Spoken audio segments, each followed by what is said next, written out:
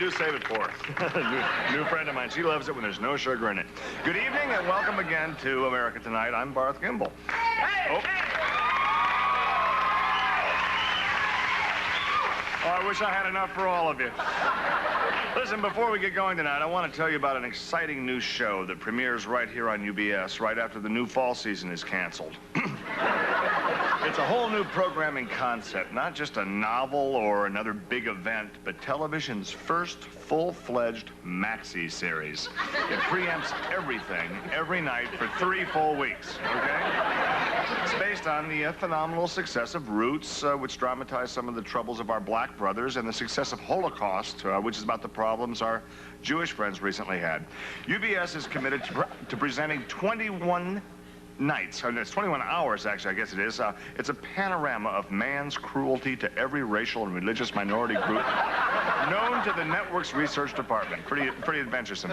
The program is simply called, but movingly called, Hate 78. Good, huh?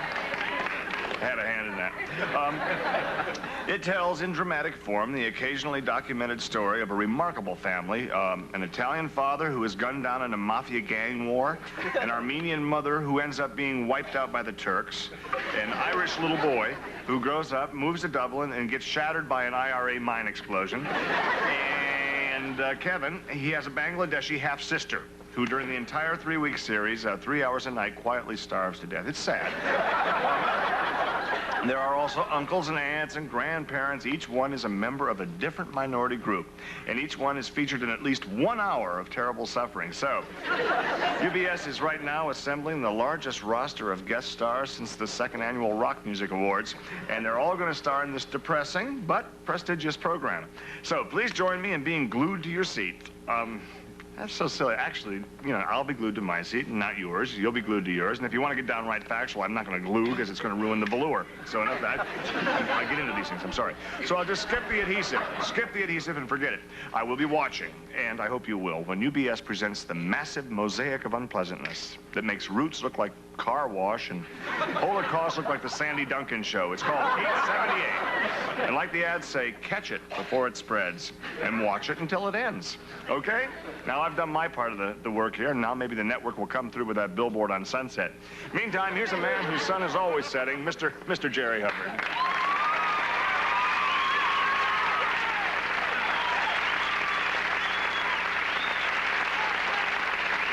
That sounds like a great show. Oh, I think it will be. And if it's a hit, the 878, I think we'll probably do it next year, but we'll need it every year. 879, 880. Well, the 878 is kind of a rhyme, though. Maybe it could be a... Yeah, well, we'll have to think of a rhyme for 79. That's not easy. Anyway, this leads me into something else, because we're kind of a family here, aren't we? Well? All right, and as in every family, when there is good news, we like to share it with other family members. Am I right? Well, this is true, yeah, okay. Okay, but Jerry, I just don't think anybody is really that interested in the fact that your guppies had babies. No, this is much bigger. Remember when they turned you down for that yam commercial because you didn't want to dress up in that yam costume and they didn't want you anyway? Jerry, I don't think that... Well, wait a second. I got some good news for you. I was saving this as a surprise. We got a call from the producer of that commercial. Are you kidding? What did I tell you? Did I tell you they would call me back? Uh-huh. You gotta be firm with these guys. You know, that's just the way the commercial business operates. So Yeah, maybe so. Maybe so. Anyhow, this is great. The news is they want Happy and me to do that commercial. Oh, sure they do. Sure. They're going to make you drive down there 40 miles in a rush hour and audition in some stupid yam suit, and then they're going to give you the old brush off just like I got it. But if you want to go through the experience and not listen to your pal here, go ahead. No. They gave us the job without even trying out.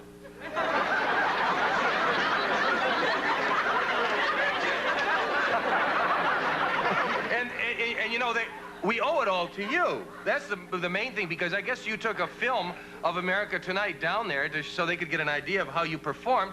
And, well, of course, while watching that, they also saw how we performed, and they thought we would be perfect. Okay, so you're going to dress up like a yam for a few $100, huh? We're going to dress up like a yam for $3,000.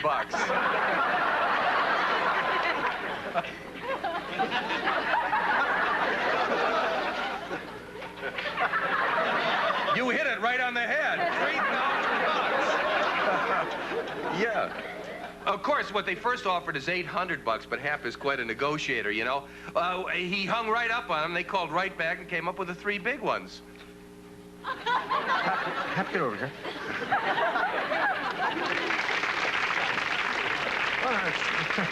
Hey, break. Good, thanks. Listen, all right, big deal. $3 grand.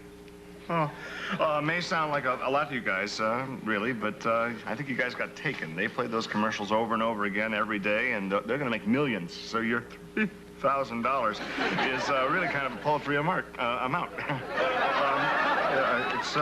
You got burned, right? Well, that's why I insisted on that residual deal, you know. That's the one where they give you $3,000 in front, and then you get $100 every time that sucker plays.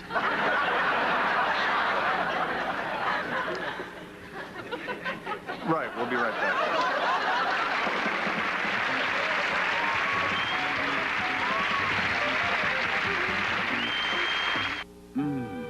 Everybody loves.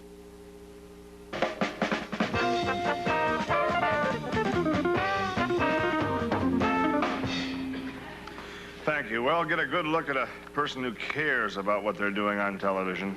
Now, here's that stupid commercial that Happy and Jerry got sucked into doing for the California Yam Council.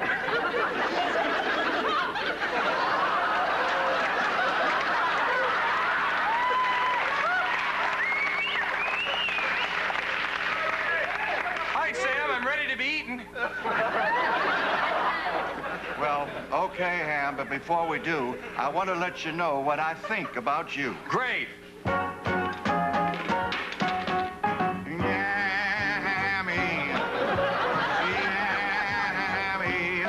You can search the east, search the west, but I know the food that tastes the best. It's my yammy, my yammy. Not an Idaho, but a California yammy. I'd walk a million feet For a chance to eat Y-A-double-M-Y.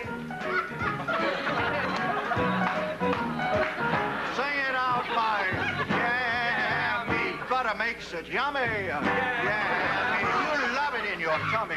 Yummy, yummy, yammy.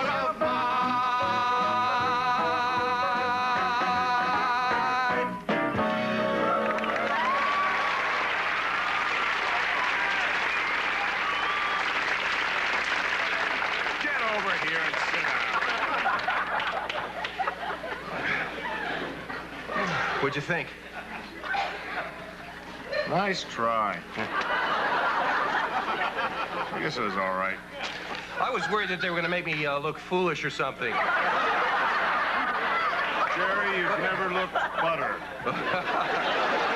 And we thank the dear Lord above have guests.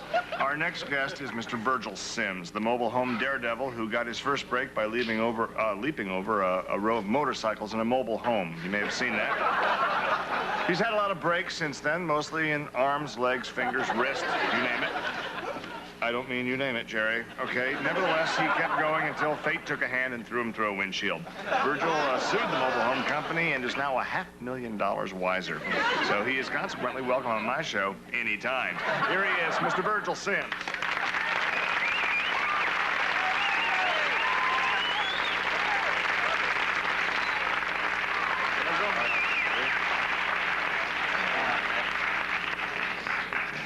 You've met the yam. She. Virgil, you're a rich man now. Well, look at you. I just noticed you got yourself a haircut. You got them all cut, actually. It's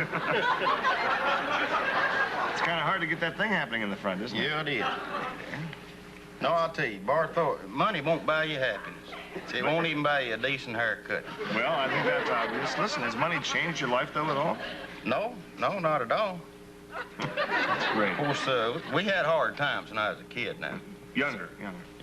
The sun set between my house and the road. We had some pretty rough times, but I don't believe money's changed me at all. That's great. Anyway, I got me a steady girlfriend. Yep. She's a real talented freelance sign painter. She paints them, or she makes them up, or she does. Yeah, she does all them fancy slogans that you see in the windows of all your top name stores around here, like Juanita's Garden Shop, and El Tijo Bolarama, and Lonnie's Casual Fashions for Giant Men. Your girlfriend's keeping you busy, huh? Keeping you hopping? No. No, I got me a pet project, Barth, for recreational vehicle owners. I figure us RVers has got to stick together. Now, what are you doing for the RV owners? Well, Barth, I've been think-tanking me a project that I call Mobile City. It's a city on wheels. And unlike a trailer park, which can't just up and move, you know, this Mobile City could be able to take off every couple of months, or whenever the weather's bad, or whenever the wanderlust hits you. I got me a mock-up. Really? Yep. That is fabulous. That way, if the mayor has to run away from City Hall, he can just take City Hall right with him, huh? Sure. You got that now? I got it. Watch out, don't worry. I ran track. I know what I'm doing. Whoop, whoop. Easy. Come on, Got it? I got it. Okay. Now this, Slide him in. you're gonna lose the, whoa. I don't know where this goes. We're sitting here. Wait, Oh, dear. Aren't they glued on? No. No, they were. Okay. Can you see that? I don't know where this. Are you getting that? Tilt it. Are you getting that? Maybe you come in closer and we'll get down. How is that? This one's got some stick on it. That was back up here. Yeah, that goes over there. Okay, and we got another one there. Okay. I think it'd be better. Those are real mobile homes. They move okay. Here's your mobile, too. Yeah, all right, there's that one. Now, Well, this... Lucky they're on wheels, or you couldn't just roll them back into place. you want us to get in tighter? Yeah, I believe I can get it here. We're missing a lot of parts down here. I'm glad there are no people in this. They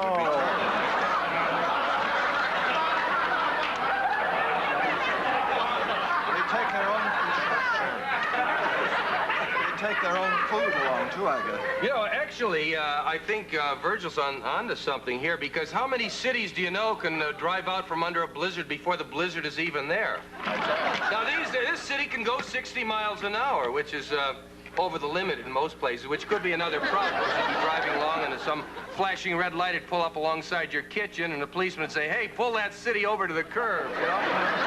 But it would solve the problem of moving so darn much. I mean, that's the bane of everybody. You know, you seem to get settled down to one apartment and bang, you move, you have to learn the insides of another apartment. Back in Fernwood, remember that place I used to live there? Yeah. I was there for several years. I could get up in the middle of the night. Now listen, this is interesting. I didn't even have to turn on the light. I could hang a left, hang a right, and it'd be right there. Now you move to a new apartment, you get up in the middle of the night, you hang a left, you hang a right, you can do something nasty to the broom closet. We've got us an RV drugstore here that has a 24-hour Dramamine service. Great thing. We call it the Dramarama. And we had designed us an RV high-rise, look something like this here. And it kept doing this, so we ended up calling it the Leaning Tower of Winnebago. That's Mobile City's first tourist attraction. Beautiful. Now, Virgil, Mobile City sounds to me like an idea whose time has come. Then it went almost as we just sat here talking about it. That's kind of amazing. I'm sure you've had an effect on our audience with this conversation. Maybe later in the show, you'll have a chance to really finish them off completely with your singing. Meanwhile, I think we should go on playing with the toys, and we'll be right back, okay?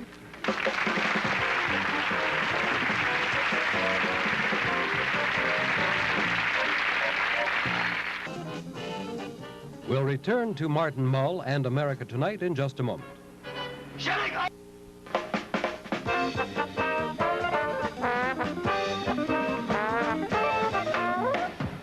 Thank you. Well, we're back with my special guest, Mr. Virgil Sims, Happy Kind, the Mirth Makers, and Jerry Hubbard, who seems to have done to television what television did to radio.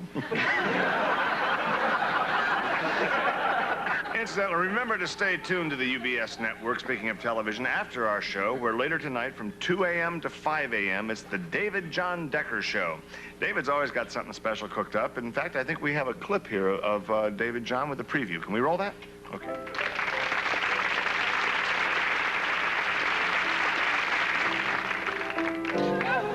Hi, everybody. Join me later tonight, 2 till 5 in the morning. You'll meet some people from a very interesting group headquartered in nearby Altaluna, which boasts members throughout the country and I believe the world, or at least many parts of it. It's called the Vaughn Monroe Memorial Fan Club, and like the man says, the name says it. In fact, these people are fans of the guy, his relatives, of whatever. But they'll be falling in on us and telling us all the stuff, all the skinny such as it was about the times and life and times of the great Mr. Monroe, who I don't believe ever played the piano, but they do have a great anecdote about Vaughn when he was recording that Ghost Riders in the Air or the Sky or Racing to the Moon. I forget exactly, it doesn't matter. But the punchline is, he jammed his finger in the studio and some other guy had to hold his sheet music. And then they tell a story about Vaughn backstage. I think it was either the Roxy or the Strand Theater in New York City. Again, it really doesn't matter which one it was. But a guy came up to him to get an autograph. They were talking, and finally it ends up the guy thought Vaughn was either the late, great Eddie Cantor or maybe it was Rudy Valley, who I don't believe is dead. Maybe somebody could call in on that one. Anyway, this guy didn't know it was Vaughn, and they all had a big chuckle and went on their merry ways, and the guy's in the fan club right now. Then somebody tells a story about the Latin hat check girl who filed a paternity suit against the late, great Mr. M. And Vaughn apparently says, well, she's a nut. I never met the girl. No, comprende the whole thing. And anyway, the capper to this one is that it turns out her cousin worked for a doctor. They went to the office and dummied up a report, and the girl wasn't even expecting a tax rebate. A lot of great stuff. And you'll hear them tonight. The people are going to tell them in their own words. And, oh, yeah. There is another guest. This one is a real big surprise. A gorgeous gal. Turns out to be one of those, what do you call it, transsexual operations. And we find out about 5 o'clock in the morning that the gal actually used to be a fella. The whole crew was knocked out. You should have heard the reaction. In fact, you're going to get to do that this morning. So join us at 2 o'clock right here on what we like to call the David John Decker Show. Because if we called it anything else, we'd have to send out for new title cards.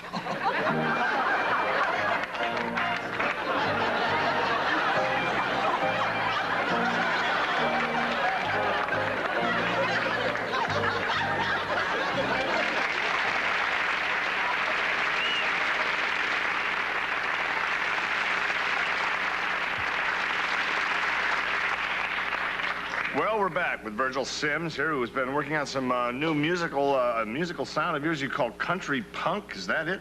Well, that image is not quite ready yet, Barth, until my tattoos are finished. They're still healing up, aren't they? So, did you want to sing your song anyway? Sure. Ladies and gentlemen, the purported music of Mr. Virgil Sims.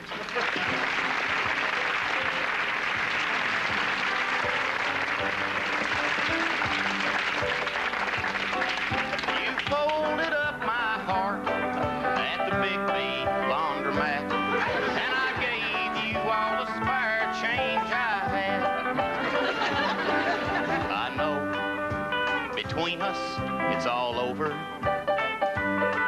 My socks no longer mix with yours. Instead, I found somebody else's.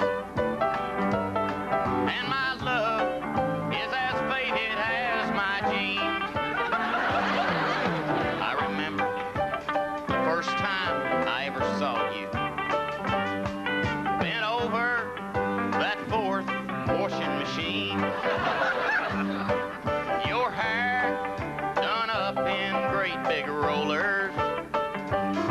And the poodle on your robe was a scream. Now my heart and my clothes are laying faded in a heat of mildew faded love. And by your side sits another with his clean socks and your wishy-washy love. You folded up my heart at the big laundromat, and I gave you all the spare change I had. You folded up my heart at the big laundromat, and I gave you all the spare change I had.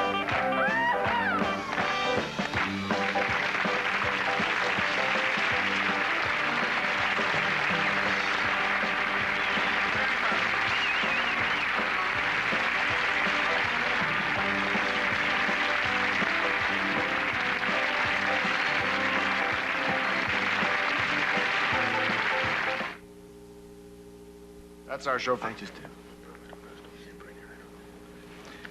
Should have thought of that before you put it on, huh?